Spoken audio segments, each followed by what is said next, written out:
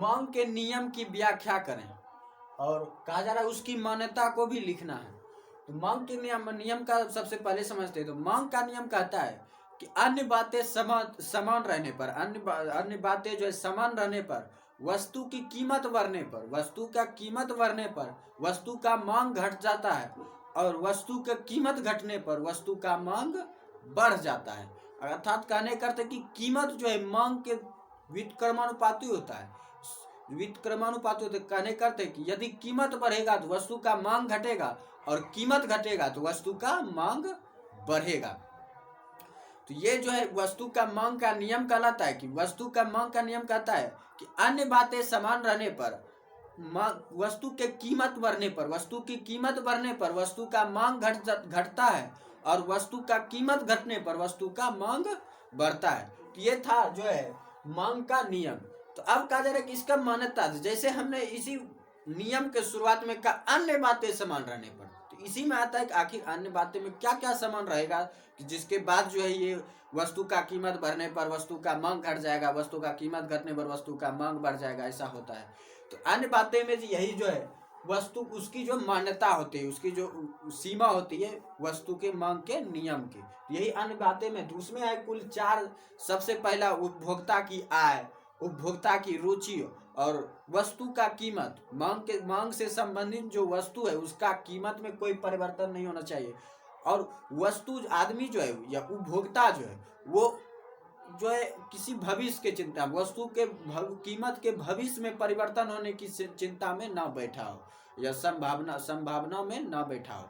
कहने करते मान लीजिए कोई वस्तु है, हम उसके जो कीमत परिवर्तन, अभी हमारी मांग है उस वस्तु, कोई वस्तु ऐसी है जिसकी हमारी मांग है, लेकिन हम उसे खरीदना नहीं चाहते भविष्य के चिंता में कि भविष्य में जो इसका दाम जो है बदलेगा तब हम खरीदेंगे।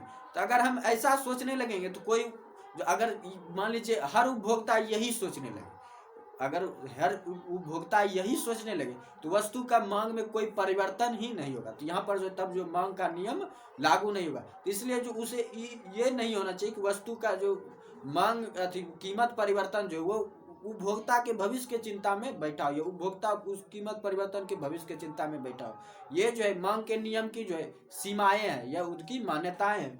और उसमें पहला है कि उपभोक्ता की आय में परिवर्तन नहीं होना चाहिए। कि मान लीजिए कोई 1000 रुपये कमाता है कि, तो उसमें जो अगर वो अभी मान लीजिए मेरा कोई मांग है कि एक टीवी लेना है, तो वहां पर जो अगर 1000 रुपये है तो हम उससे मांग रखें, 1000 रुपये के दृष्टिकोण से हम मांग रखें कि हम वो खरीद सकते हैं, तो हमारी वो वस्तु की मांग है। लेकिन मान लीजिए हमारी आय घट गई, 1000 से 500 रुपये हो गई, तो वहाँ पर जो हमारी जो मांग है वस्तु की, टेलीविजन की मांग जो है वो रुक जाएगी, वो शून्य में चली जाएगी। तो इसलिए कहा जाता है कि जो वस्तु का आय में परिवर्तन नहीं होना चाहिए। उसके बाद दूसरा है कि हमारी इच्छा नहीं बदलनी चाहिए, कि एक ही वस्तु पर जो हमारी रुचि जो है टिकी रहनी चाहिए, एक ही वस्तु पर, उसमें कोई परिवर्तन नहीं होना चाहिए। हमारी वस्तु के रुचि में जो है कोई परिवर्तन नहीं होना चाहिए। और थर्ड नंबर है कि वस्तु के उससे संबंधित जो मांग के नियम से संबंधित कोई वस्तु है, अगर मान लीजिए हमारे पास 1000 रुपये की क्षमता है टीवी खरीदने का, अभी टीवी है 5000 रुपये, और हम 1000 कमाते कमाते हमने उसे पूरा लिया 5000 में अब टीवी के, लेकिन मान लीजिए जब हम खरीदने की सोचे और खरीदने गए, लेकिन पता चला कि बस तो टेलीविजन का जो कीमत है वो बढ़ चुका है, 5 से वो 10,000 रुपया हो चुका है, तो वहाँ पर जो हम उस वस्तु की मांग जो हमारे लिए शून्य हो जाएगी। तो इसलिए जो उससे संबंधित मांग से संबंधित जो वस्तु की कीमत भी जो है कोई परिवर्तन नहीं होना चाहिए, कोई बदलाव नहीं होनी चाहिए।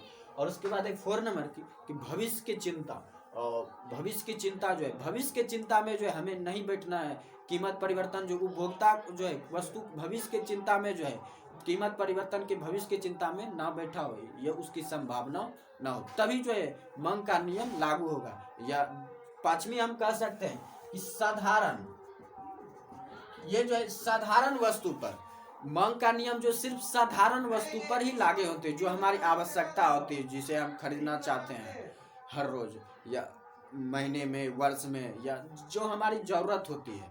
और बहुत सारी ऐसी चीज़ें जो विलासिता वस्तु कहलाती है, जो हम शौक के लिए सिर्फ पूरा करते हैं, वो हमारी आवश्यकता नहीं है। अगर वो हमारे घर में ना आए तो हम भी चैन से जी सकते हैं।